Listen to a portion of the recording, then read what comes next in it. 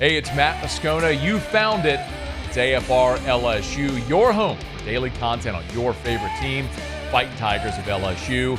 And we're proud to be presented by BetUS, where this football season, get a 150% bonus on your first deposit and a 125% bonus on your next two deposits up to $2,000. Be sure to use the promo code YouTube150. Now, enjoy the video.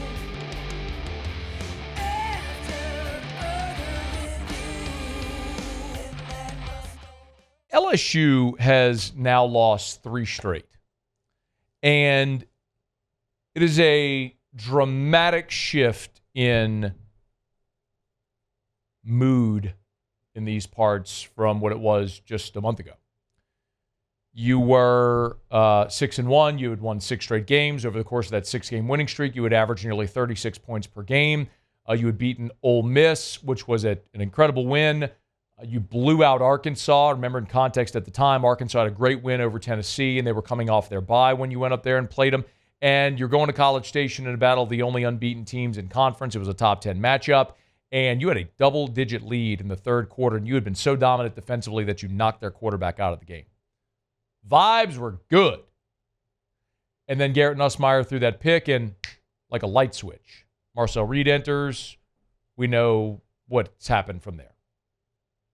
And so now you fast forward, and everyone today is asking the question about Brian Kelly. Is he the right guy for the program? Can he ever win big at LSU? And I think sometimes it's hard when you're a prisoner of the moment. It's never fun going through a stretch like they are, especially with everything that was on the table for this team and a lot of expectations. But a lot of people are asking, like, why in year 3 aren't they better? And I'll remind you, we'll go back to SEC Media Days. This was Brian Kelly. When we had a sort of a breakout session, the Baton Rouge, or I should say the LSU media did with Brian Kelly. And he was asked, why in year 3 have your teams been so successful? Of course, Notre Dame, he played for a national championship in year 3. In Cincinnati, they had an undefeated season, went to the Sugar Bowl.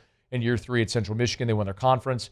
So he was asked, why in year 3 have your teams generally had so much success? Year 3 is a level of accountability in every program that I have taken over that is heightened. There's a trust factor and an accountability level within our process that kind of, I would say, pops, if you will. And that's this year. So this will be the most accountable football team that we've had at LSU. This will be a team that trusts each other at its highest level. And that has historically led to on-field success.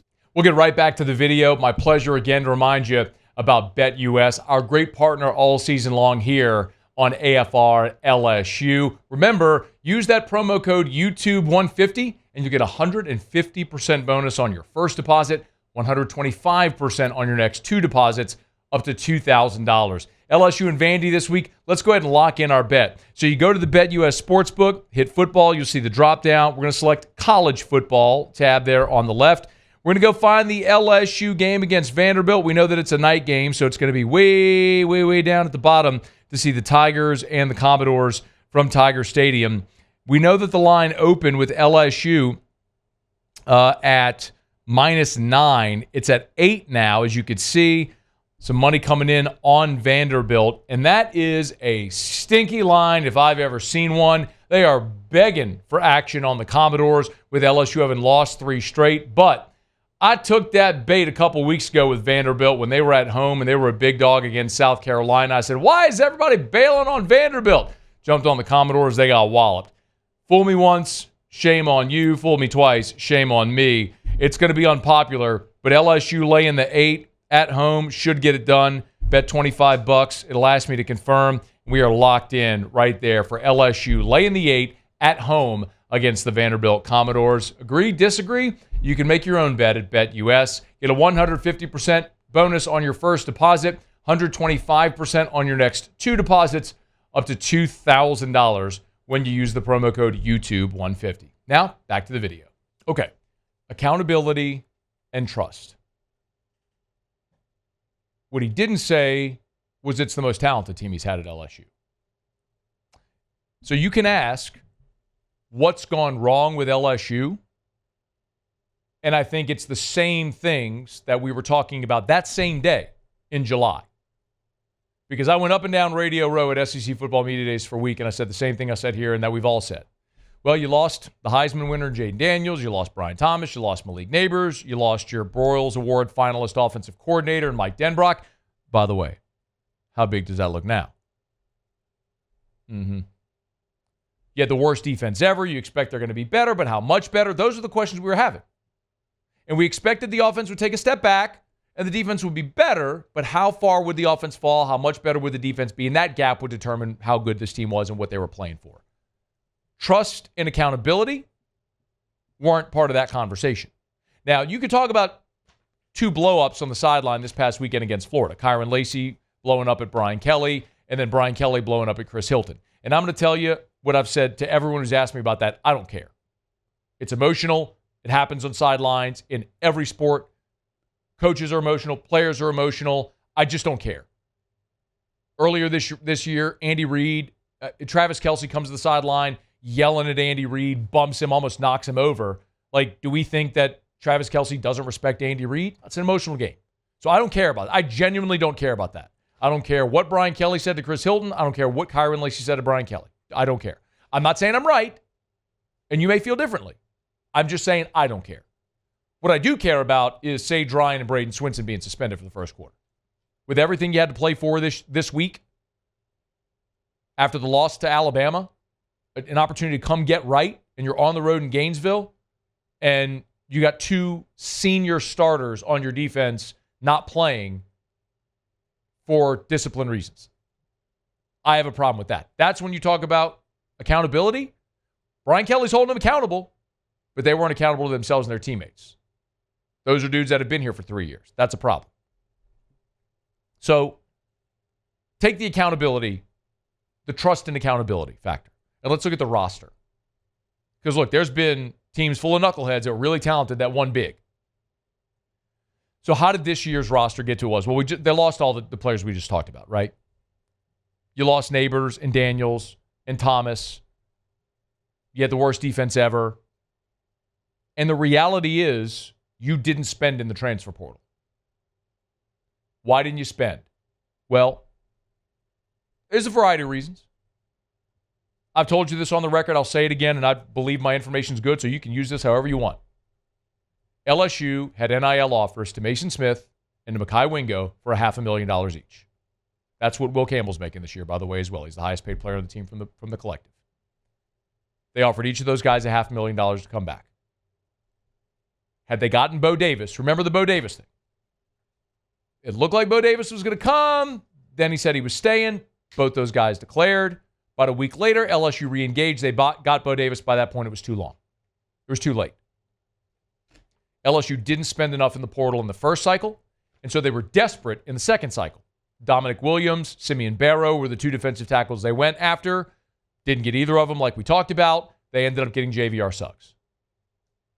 You needed to go supplement your roster with starters. I'm not saying you need to go sign 20 players, but you needed to sign impact players. Instead, you sign rotational players. And I think Gio Paez has done yeoman's work for LSU this year. But there's a big difference between having Chad Lavallee, Michael Brockers, Benny Logan, Drake Nevis, Glenn Dorsey in the middle of your, you know what I mean? Like an All-American in the middle of your defense. And having a guy that's a rotational guy. That's what you're stuck with. So you were desperate in that second portal window. You added a couple of guys. You added Jordan Gilbert at safety. Again, a guy who was better than who you had. He had starting experience. But you didn't add Grant Delpit. You didn't add Caleb Downs. You added a guy that had played in the SEC, but wasn't an all-SEC caliber player. So if you're being honest with yourself, you could look at the uniform, you could look at the jerseys, and see LSU. But we asked this question last week. Look at the defensive side of the ball and tell me who's a draftable player. Braden Swinson? Did we say anybody else? Perkins, if he's healthy, if he stays, I don't know if he goes. Did we say anybody else? Maybe, y'all said maybe Savion. Jones? I thought there was one more, and I can't remember who it is now. Isn't this the problem, though? I mean, you're not littered with talent on the defensive side of the ball. It's very clear. Acknowledge what you are. So If you can acknowledge that, then you look ahead and you go, okay, well, how do you fix it? We can have the conversation of why you are where you are in year 3. And it's a combination of things. Of course, whenever there's a coaching change, you're always going to have a recruiting class that's just light. I think Les Miles' first signing class had 15 players in it. Like, that's just the nature of it. When you have a transition like that, you're going to have a light signing class. And Brian Kelly had to go heavy portal, and then they've flipped those numbers from going heavy portal year 1 to now making it more of a balance, and then more high school recruiting to recruit and develop and less portal. And I'm still with that. I think you still have to recruit and develop through the high school ranks, but when you supplement in the portal, you have to be going after dudes in the portal, not bodies in the portal. So how do you fix it in 2025? Number one, I think you hope Garrett Nussmeier comes back. And I know some of you are rolling your eyes and say you don't want that. I'm going to tell you the same damn thing I told you when I sat in this chair on this show after the 2022 season, when a lot of you were calling for either Walker Howard or Garrett Nussmeier and y'all wanted Jaden Daniels to leave. Or in 2022, when I sat in this chair on this show and told you when Jaden Daniels was coming in from Arizona State, they didn't bring him in to sit. They were going to start him because all y'all wanted Miles Brennan. You know who you are. And I said, man, you got a dude that's athletic behind a sieve of an offensive line who's got 3 years as a starting quarterback. You want that guy to be your guy. I don't need to go dig up Twitter and find the receipts. Y'all know who you are. That ain't the point. You tell me you get an opportunity to bring back a fifth-year senior who's got a year starting under his belt, who knows this system, knows the coaches, knows the terminology, all that stuff. I've got history with Mettenberger, with Burrow, with Daniels, all to say. From fourth year to fifth year, they all hit a big parabolic jump. And we could throw Danny Etling in that mix as well if you really want to. God, please be better than Danny Etling. Anyway.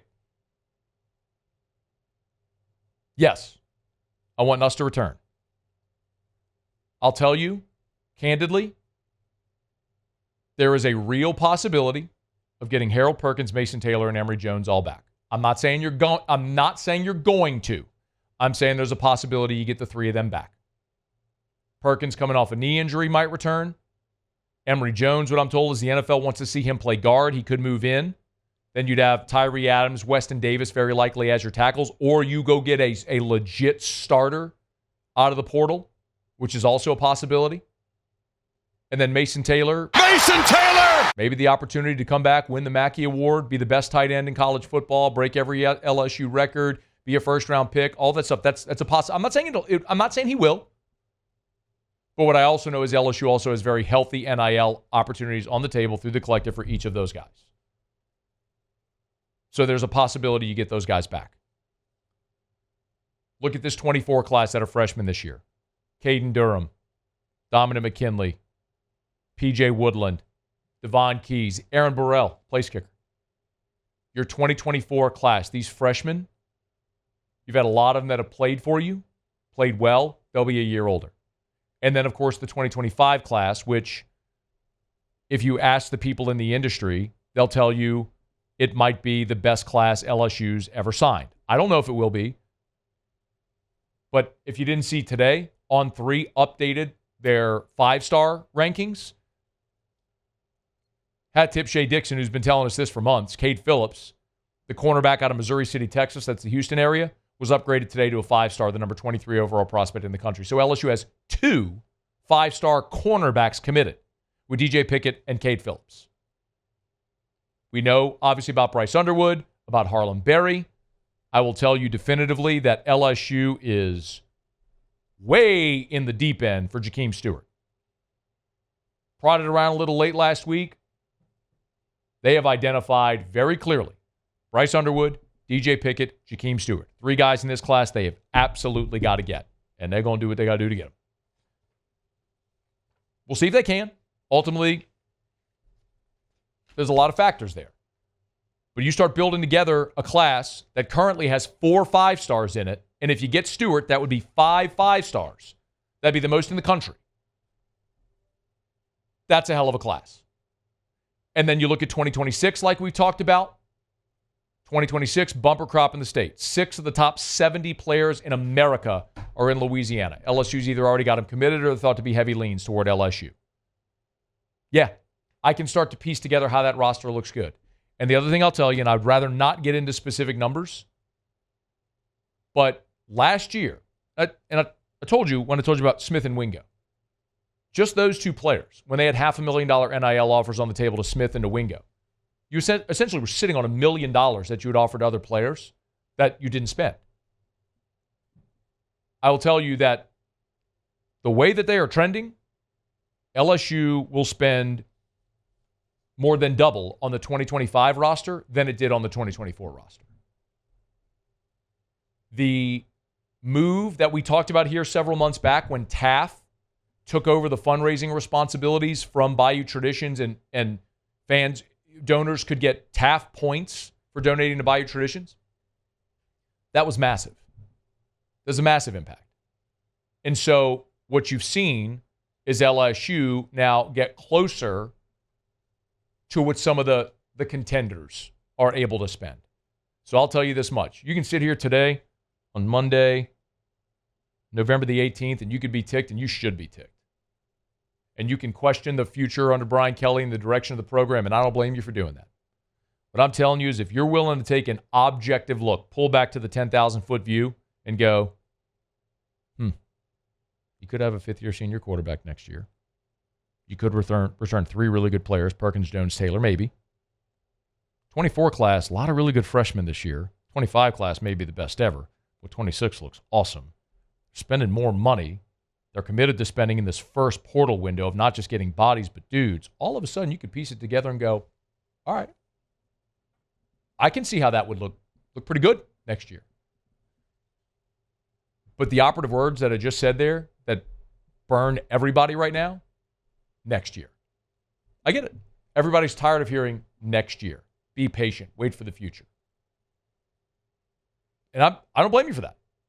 But I'd also flip it and tell you, you ain't got a choice. Because like I've told you from the day Brian Kelly signed that contract, for better or worse, you are financially committed. Brian Kelly and LSU are financially wed, for better or worse, for 10 years. You gave that man a 10-year contract with 90% of it guaranteed. And LSU ain't buying out a $60 million contract. Ain't happening. So figure it out together. They got a path. They got a path to do it. Lesser coaches have done it at LSU. And I believe he will. But the roster has to look like it needs to look to get there. And it's getting there. Thanks so much for watching the video. Do us a favor, subscribe to the channel, smash that like button, hit the bell so you're notified when we post a new video, and remember to support BetUS, where right now you can get a 150% bonus on your first deposit and a 125% bonus on your next two deposits up to $2,000. Be sure to use that promo code YouTube150.